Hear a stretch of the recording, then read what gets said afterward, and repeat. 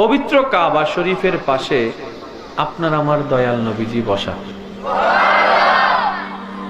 এক ইহুদির সন্তান তার মাকে দেখলো কান্নাকাটি করছে, মাকে গিয়ে জিজ্ঞেস করছে, মা তুমি কান্না করছো কেন? তখন মা বলে, কয় বাবা তোর বাবা মৃত্যুবরণ করার পরে টাকা পয়সা তো আমাদের তেমন নাই, এই কাপড়টা পরতে পরতে এখন ছিঁড়ে গিয়েছে, নতুন কাপড় কেনারও কোনো টাকা নাই। মার মুখে এরকম কথা শুনে সন্তান কি আর বসে থাকতে পারে?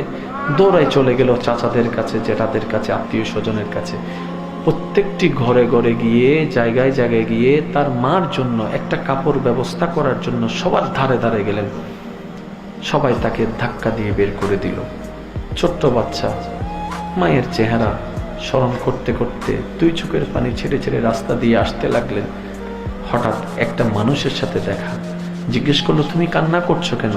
বিস্তারিত ঘটনা খুলে বলল, আমার মায়ের কাপড় না, একটা কাপড়ের যদি ব্যবস্থা করা যেত। তখন সেই ব্যক্তি বললেন, কারো কাছে পাও কিংবা না পাও,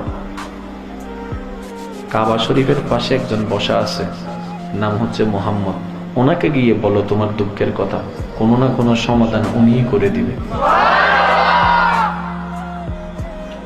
দৌড়াই গেল মার কাছে, মা এমন একটি সংবাদ পেয়েছি যাকে সবাই জাদুঘর বলে, যাকে সবাই জাদুঘর বলে, যার সাথে কথা বললে নাকি ধর্ম অটোমেটিক চেঞ্জ করে ফেলে মানুষ, ওনার কাছে গেলে নাকি কাপড় পাওয়া যাবে। মা বলে যে, সন্তান তোমার ওইখানে যাওয়ার দরকার নেই। কয় না, আপনার কাপড়ের ব্যবস্থা করতে হবে, আপনার চোখের পানি আমি সহ্য করতে পারছি না। সন্তান দৌড়াই গেলেন। আপনার আমার নবীজি কাবা শরীফের পাশে বসা। ওই সন্তান দৌড়াই গিয়ে নবীজির দরবারে নবীজির সামনে উপস্থিত হয়ে সর্বপ্রথম বললেন, আমি কিন্তু ধর্ম পাল্টাতে পারবো না, আমি কিন্তু ধর্ম পাল্টাতে পারবো না, পারলে আমাকে সাহায্য করেন, না হলে কইরেন না। আমার নবী মুস্কি হেসে বললেন, কেন বাবা কি বলো? আমার মার কোনো কাপড় নেই, একটা কাপড়ের দরকার। আপনার আমার নবী ওই ইহুদি সন্তানের এমন কথা শুনে কি করলেন জানেন? নিজের শরীর মোবারকের সাথে জড়িত থাকা সেই চাদরখানা খুলে সাথে সাথে দিয়ে দিলেন। নিজের পরিহিত কাপড়, শরীর মোবারকটা কার? আল্লাহর হাবিব নবীর। আল্লাহু আকবার, আল্লাহ। কাপড়টা দিয়ে দিলেন। বাচ্চা তো কাপড় পাওয়ারই স্বপ্ন ছিল, কাপড়টা তো পেয়েছে, দৌড়ায় চলে গেছে, মার হাতে দিল। মা হাতে কাপড়টা নিয়ে বলে যে, এটা তো মক্কার কাপড়ের মতো লাগছে না, কাপড়ও অতুলনীয়, ঘ্রাণও অতুলনীয়, কাপড়ও অতুলনীয়, ঘ্রাণও অতুলনীয়।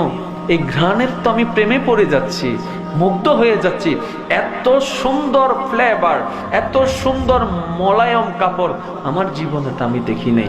এটা তুমি পেয়েছো কোথায়, পেয়েছো কোথায়? তখন সন্তান বলে, আমি মোহাম্মদের কাছে গিয়েছিলাম, আমি কিন্তু ধর্ম পাল্টাই নাই, আমি কিন্তু ধর্ম পাল্টাই নাই, আগেই কিন্তু কথা বলে রেখেছি আমি ধর্ম চেঞ্জ করব না। আমি ওনাকে বলেছি, উনি নিজের শরীরের পরিহিত কাপড়টাই খুলে আপনার জন্য পাঠিয়ে দিয়েছে। মা সাথে সাথে দুই চোখের পানি ছেড়ে দিয়ে বললে, চাচা তোর চাচা দিল না, তোর জেঠা দিল না, আমাদের আত্মীয় যারা তারাই দূরে সেরে দিল, যে আমার পর সে আমার জন্য সাহায্য করে দিল। আরে আমার বুঝতে আর বাকি রইল না, যে আমার জন্য কাপড় পাঠিয়ে দিয়েছে, অন্তরে তার কোনো হিংসা নাই, অহংকার নাই, মায়ায় ভরপুর। বাবা আর দেরি করিও না, চলো চলো, তুমিও কালিমা পড়বা, আমিও কালিমা পড়ে নিব। এটার নাম ইসলাম।